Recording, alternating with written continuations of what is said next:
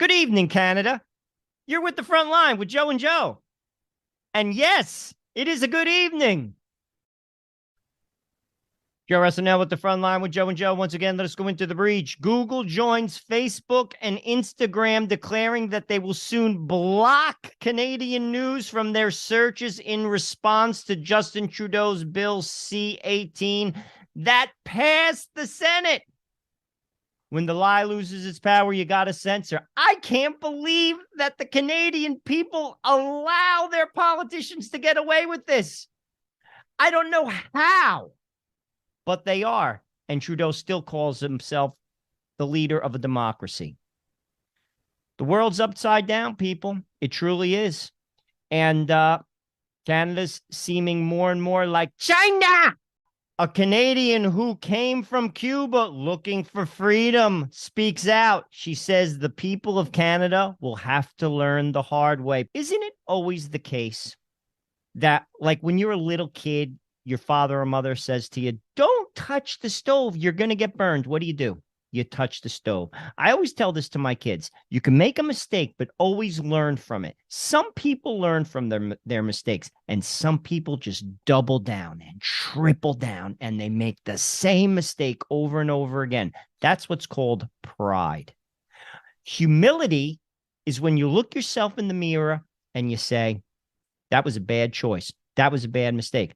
I'm going to do that one again. I'm going to do that one over, as opposed to making the same mistake again, because you will not acknowledge the fact that you were wrong. That is why you're not going to vote yourself out of this, because the people, not all of them, many of the people of Canada have abandoned God. Canada used to be a God-fearing nation. No more. No more. I go up to Montreal once a year. I go to the Shrine of St. Joseph, and sometimes we drive up to Quebec City to the Festival for Saint Anne de Beaupré. It's on July 26th. All the exits are named after saints.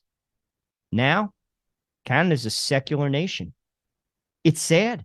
And that's why you're getting the politicians you're getting.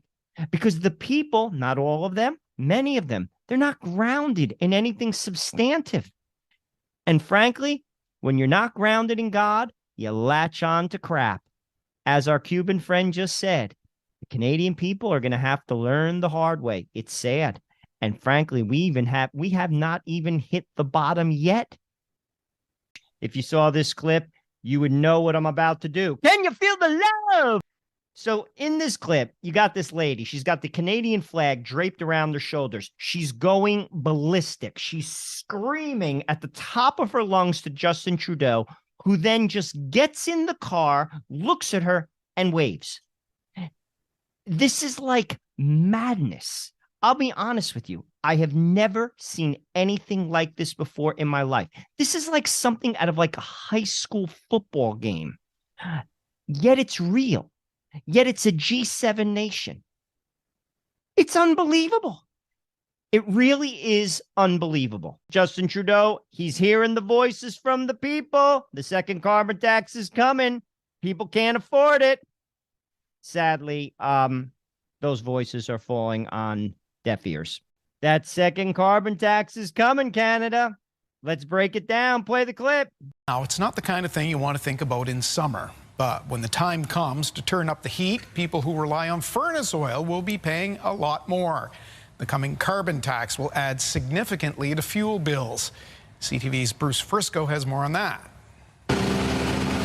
An unusual sight with Canada Day fast approaching, and you'll likely see more trucks delivering home heating oil in the days ahead. The rush is on to fill up and score a bargain. But Friday will be the busiest day for us. What's going on, Bruce? Having alerted customers to the coming carbon tax, locally owned Scotia Fuels is already seeing a bump in orders as customers try to beat the price hike. And make no mistake, it is a hike. It's going to go up 17.38 cents. Wow. That's a big price to jump. But, of course, other fossil fuels will also cost more. 14 cents for gas, almost 17 for kerosene. Propane seems like a relative deal. It's only going up about a dime. CARB members are telling me they're really confused by the carbon tax. And unsure they can afford it on their pensions, he says, even with a rebate check every 3 months. But if you look at the extra you're going to pay for gas for your car and oil for your home, it doesn't add up. It's a lot of money up front, and it's hard to change habits. We still have to drive to work. We still have to get our groceries, and we still have to heat our homes. Which is something a lot of folks are considering at the moment. Something rare with Canada Day just around the corner. Bruce Frisco, CTV News, Halifax. So everybody is rushing to put fuel in their homes so they could keep warm. Listen, just break up your furniture and burn it. You can keep warm that way. Come on, stop complaining, for crying out loud. Justin Trudeau, he's hearing the voices from the people. The second carbon tax is coming. People can't afford it. Sadly, those voices are falling on deaf ears. Pierre Poilievre, the baby boss, is at Jungle Gyms in Happy Valley, Goose Bay. He says it's a great place for a steak and a drink. Pierre, you can't eat steak anymore. Haven't you heard? The cow poop is bad for the environment. Eat bugs, Pierre. Come on. No more steak. Steak is bad. I love this guy. I had to play the clip for you because he's great. Hit it. What did you buy today? I bought 6 Busch Light, 6 Bud Light, and I love them, tall boys. Tall boys? How much would you drink a day? Well, what day? Regular day, I don't know, maybe a couple beers, depends. Weekends, maybe, 5 beer. 2 drinks a week. What do you think of that? Well, that's just not feasible, not in this country. Well, come on, man, 2 drinks a week, what's that going to do for you?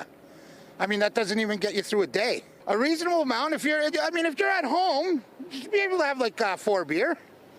That's just 2 more. I mean, I'll have 6. But 4 is a fair number. But there shouldn't even be guidelines anyway. Why are you going to tell me how much I can drink at home? Well, I guess the idea is, would you be concerned that you're at a higher health risk if you're drinking too much? No. That's the main point here is, why are they telling me what I can drink at home? What, can I have 2 liters of pop? Can I have 2 liters of pop? Well, what's more healthy, 4 beers or 2 liters of Coca-Cola? Do the math. So I'm guessing that this information about the new guidelines isn't going to change your life. It's heartbreaking, and I can't even believe it. Rock and roll! Oh, wait a minute. You can't handle the tooth. So the guy wants to drink tall boys. He's not even drinking 12 ounces. He's drinking tall boys. And then he ends it with, you can't handle the truth. Love it. He should be the PM. Maybe not. Klaus Schwab opines on shaping the future. Play the clip. So the forum is becoming now, if I look at the future and our role in the global governance system, we will concentrate much more on systems design for the future. Like Singapore is doing so on a more national level, we are doing it on a global level. So we have defined 15 key systems for the world. For example, the future, shaping the future of digital industries, shaping the future of the financial monetary system, shaping the future of health system, shaping the future of socially inclusive countries, shaping the future of education, and I could go on and on.